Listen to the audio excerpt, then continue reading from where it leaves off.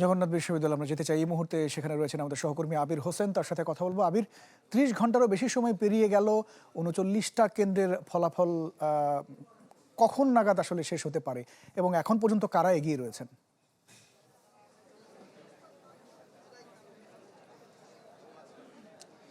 ইমতিয়াজ, যেমনটি আপনি বলছিলেন, একদিনেরও কিন্তু বেশি সময় হয়ে গেছে, এখনো ফলাফল দেয়া হয়নি। গতকাল বেলা ৪টার সময় কিন্তু ভোট গ্রহণ শেষ হয়েছে, তারপরেও কিন্তু এত দীর্ঘ সময়ও তারা ফলাফল কিন্তু দিতে পারেনি। আপনি যে প্রশ্নটি করেছেন যে আসলে কতটি ফলাফল দেয়া হয়েছে, এবার কিন্তু ৩৯টি কেন্দ্রের ফলাফল, ২৯টি কেন্দ্রে কিন্তু ভোট গ্রহণ চলেছে এবং সর্বশেষ যে তথ্য আমাদের কাছে এসেছে সেই তথ্য অনুযায়ী কিন্তু মোট ২৬টি কেন্দ্রের ফলাফল আমরা হাতে পেয়েছি এবং সেই তথ্য অনুযায়ী আমরা বলতে পারি যে ভিপি, জিএস এবং এজিএস এর ৩টি পদেই কিন্তু শিবির সমর্থিত যারা প্যানেল রয়েছে তারা কিন্তু ভালো ব্যবধানে এগিয়ে রয়েছে এবং বিশেষ করে জিএস এবং এজিএস এই দুইটি পদে কিন্তু যারা শিবির সমর্থিত প্যানেল থেকে লড়ছেন তারা আসলে খুব ভালো ব্যবধানে এগিয়ে রয়েছেন এবং এভাবে চললে কিন্তু তাদের বিজয়টা বলা যেতে পারে সুনিশ্চিত। এবং বিশেষ করে যারা ভিপি পদে লড়ছেন, রিয়াজুল এবং রাকিব, রিয়াজুল লড়ছে হলো শিবির সমর্থিত প্যানেল থেকে এবং রাকিব লড়ছে ছাত্রদল সমর্থিত প্যানেল থেকে। মূলত লড়াইটি হচ্ছে দুই প্যানেলের।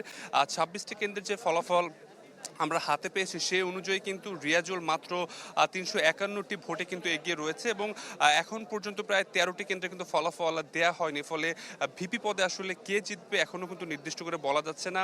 খুবই হাড্ডাহাড্ডি লড়াই হচ্ছে ভিপি পদের জন্য রিয়াজুল এবং রাকিবের মধ্যে এবং এই বাকি যে ১৩টি পদ রয়েছে, সেই বাকি ১৩টি যে কেন্দ্র রয়েছে সেই কেন্দ্রের ফলাফল দিলেই কিন্তু আমরা সুনির্দিষ্ট করে বলতে পারবো আসলে কে জিততে পারবে। তবে এখন পর্যন্ত আমাদের কাছে ২৬টি কেন্দ্রের ফলাফল আমরা হাতে পেয়েছি, এখনো ১৩টি কেন্দ্রের ফলাফল দেওয়া বাকি রয়েছে। একটু আগেই আমরা ২টি কেন্দ্রের ফলাফল দেখতে পেয়েছি যে আসলে ঘোষণা করেছে, তার ফলাফল আসলে নির্দিষ্ট করে বলতে পারছি না আসলে কারা এগিয়ে রয়েছে, একটু হিসাব করে বলতে হবে।